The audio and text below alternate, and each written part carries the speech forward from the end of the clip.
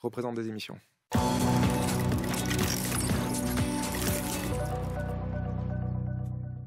Comment décarboner l'une des activités les plus émettrices de CO2, l'immobilier? On en parle avec deux dirigeants qui bousculent les modèles d'affaires du secteur. Bonjour Nicolas Ponson. Bonjour Thomas. Merci d'être avec nous aujourd'hui dans BFM Climat. Vous êtes le cofondateur du promoteur immobilier bas carbone Redman. Et avec vous, Sylvain Boja, bonjour. Bonjour. Merci d'être là. Vous êtes le cofondateur, vous, de Vestac, un spécialiste de la construction bas carbone. Nicolas Ponson, je vais commencer avec vous. Qu'est-ce que vous faites de différent chez Redman par rapport aux autres promoteurs immobiliers? C'est quoi votre modèle d'affaires climatique? Alors, je ne sais pas si on peut parler d'un modèle d'affaires climatique, puisqu'en fait, on a souhaité, avec Mathias Navarro, mon associé, changer complètement la façon de voir notre rapport à l'immobilier, notre rapport au monde. D'une certaine manière, c'est une volonté de considérer que notre action, elle doit porter en chacune de ses actions une dimension sociale, une dimension environnementale. C'est-à-dire qu'en fait, l'idée, c'est de voir de manière holistique la problématique. C'est-à-dire que oui, effectivement, on a un problème d'environnement, on a un problème de carbone qui est celui dont on va être amené à en parler, mais il me semble que la dimension sociale est aussi déterminante. On ne peut pas considérer que les changements climatiques auxquels on est confronté aujourd'hui ne vont pas avoir d'influence. Ils vont en avoir une. On est à la fois on provoque d'une certaine manière par le fait d'extraire des ressources. Effectivement, notre métier provoque, essayons de le faire moins. Pour autant, il faut aussi s'adapter. Et comment on peut s'adapter? C'est en prenant en compte la dimension sociale de chacune de nos actions, que ce soit par nos parties prenantes, pour les personnes qui vont habiter dans les lieux que l'on va bâtir. Bon, même question pour vous, Sylvain Boja, chez Vestac. Qu'est-ce que vous avez mis en place pour avoir un modèle d'affaires qui tienne compte des limites planétaires et des contraintes climatiques?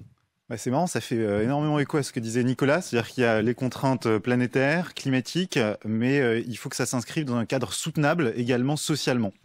Et donc nous, notre but chez Vestac, c'est de démocratiser la construction bas carbone. Donc on a une foi, c'est qu'on peut mettre le progrès technologique au service de ce logement abordable et durable.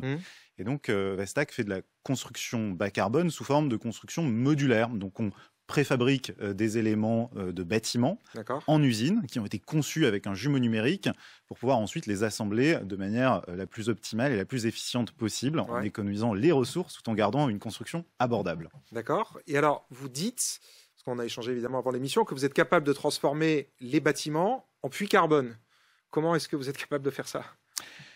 Le problème du bâtiment, c'est en grande partie le béton. Il faut savoir que le ciment, c'est un des matériaux les plus utilisés au monde. On en consomme 150 tonnes à la seconde. C'est considérable. Le monde est construit autour d'un geyser de ciment, en gros. Et le problème, c'est que le ciment, ça émet énormément de CO2. Ça représente 7% des émissions de CO2 mondiales. Donc il faut arriver à remplacer le béton par un matériau moins carboné. Chez nous, c'est le bois. Et le bois... On le voit de plus en plus, pas que chez vous, de manière générale, le bois arrive de plus en plus dans l'immobilier. Tout à fait, parce qu'il a un effet qui se coule, en fait, le bois. Non seulement il remplace le béton, mais en plus, en plus d'économiser le CO2 du béton, il permet de stocker du carbone. C'est-à-dire que l'arbre, durant sa croissance, va capter du CO2. Et donc, en fait, en construisant des bâtiments en bois, on en fait des puits carbone.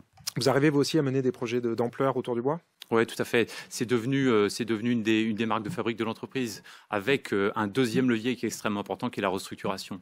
Parce que la meilleure façon de moins aller extraire des ressources naturelles, c'est de servir de celles qui sont déjà en place. Donc d'aller restructurer un actif, c'est aussi une façon extrême de rénover. Restructurer, rénover les actifs existants par la transformation. Ça peut être une transformation énergétique, c'est-à-dire qu'on améliore la performance du bâtiment. Ça peut être un changement d'affectation, parce qu'on passe du bureau au logement, on en a beaucoup entendu parler. Donc, avec et c'est compliqué à faire. Et c'est très compliqué à faire pour différentes contraintes, des contraintes économiques, on en a souvent parlé. Mais ces deux vecteurs qui sont l'utilisation de matériaux biosourcés et l'emploi de ce qui existe déjà, donc la restructuration d'actifs existants en vue d'être transformés, sont pour nous les deux leviers les plus importants. Avec en corollaire et en chapeau de tous ces raisonnements, le fait de se dire pourquoi je bâtis, pourquoi je construis. Ne construire que les mètres carrés dont on a besoin, c'est la première clé, la première réflexion qu'on doit avoir. La meilleure économie qu'on fait, c'est le mètre carré qu'on ne construit pas. Oui, mais alors là, on entend parfaitement d'un point de vue climatique, biodiversité, mais c'est complètement contradictoire avec la crise du logement qu'on a dans le pays. On manque de dizaines de milliers de logements. Comment est-ce que vous arrivez à résoudre cette équation ? Alors, oui, on a besoin de plus de logements et il faut arriver à le faire de manière intelligente. Je pense qu'il y a la rénovation, il y a la réhabilitation. Mon point de vue, c'est que ça ne suffit pas. On a à peu près 400 000 logements nouveaux à créer chaque année en stock. Il faut trouver des moyens de le faire tout en étant économe en ressources, on l'a dit, mais économe également dans la gestion du foncier. On a à peu près artificialisé un département entier sur une décennie, c'est ça l'ordre de grandeur. Aujourd'hui, il faut arriver à recycler également l'urbain et donc retravailler les fonciers. Nous, on aime beaucoup collaborer sur la chaîne de valeur, donc on travaille en copromotion avec certains de nos partenaires, en plus d'être constructeurs bas carbone. Et lorsqu'on travaille en copromotion, on essaye de travailler sur des opérations où on restructure une ancienne station-service, on restructure une ancienne friche industrielle pour pouvoir éviter d'artificialiser et donc répondre à ce besoin de logement supplémentaire tout en respectant certaines des contraintes en termes d'emploi des sols. Ouais, sur ce point, on est complètement alignés. C'est-à-dire qu'en fait, oui, il manque beaucoup de logements, mais il ne manque pas beaucoup de logements n'importe où. Une fois de plus, se poser la question du pourquoi, pour qui et où. C'est-à-dire qu'effectivement, il ne faut pas construire là où c'est facile de construire. Je pense qu'il faut accepter la complexité et la multipolarité des problèmes auxquels on est confronté. Ouais. C'est compliqué de construire beaucoup, oui, il ne faut pas non plus artificialiser, donc c'est en même temps appuyer sur l'accélérateur et sur le frein, c'est-à-dire construire de manière massive avec des matériaux biosourcés, c'est construire de manière massive avec de la restructuration en l'acceptant. C'est plus compliqué, oui, mais c'est vers ça qu'il faut aller pour ne pas construire de manière massive dans les endroits où on n'aurait pas de besoin et de demande. Vous dites construire avec du biosourcé. Est-ce qu'on peut toujours construire vert, du biosourcé, du recyclé, de l'éco-conçu? Est-ce que c'est valable pour tous les chantiers, ça? On peut toujours. La question qui arrive après la contrainte environnementale, la contrainte sociale, c'est la contrainte économique. À quel prix doit-on? On ne se raconte pas de... C'est la seule contrainte? Sans même parler du prix, techniquement, on peut tout faire avec du biosourcé. On peut améliorer. C'est comme si vous aviez plein de curseurs. Vous ne pouvez pas pousser tous les curseurs à 100% tout le temps. En revanche, vous pouvez pousser tous les curseurs plus que ce qui est fait en général. La principale contrainte, avant d'arriver à la contrainte technique, c'est la contrainte financière, la contrainte économique. Et pour ça, il y a un des leviers sur lequel on pousse beaucoup nos actions, c'est de se dire qu'il y a un absorbeur qui peut être le foncier. Le prix du foncier doit être l'absorbeur du surcoût technique, du surcoût de la vertu de l'actif qu'on est en train de bâtir. Et c'est, il nous semble, une des grosses clés dans l'avenir.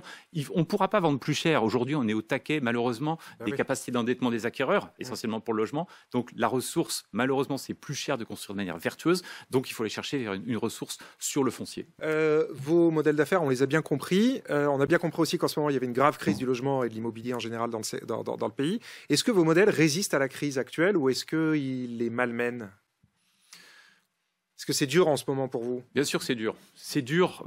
Pour autant, j'aurais tendance à dire que les choix qu'on a faits il y a 6 ou 7 ans, quand on a décidé de faire pivoter la boîte vers un modèle beaucoup plus vertueux, qui nous a conduit à être certifié Bicorp, à obtenir la certification Bicorp, et de devenir société à mission, l'expérience qu'on a vécue avec la CEC, la Convention d'entreprise pour le climat, qui nous a aussi poussé en se disant c'est bien, on était Bicorp, on était société à mission, ok, mais il y a beaucoup mieux à faire. C'est-à-dire c'est cette dynamique dans laquelle on est poussé. Donc, oui, on a fait un virage très tôt. Est-ce qu'il peut tenir pendant des années?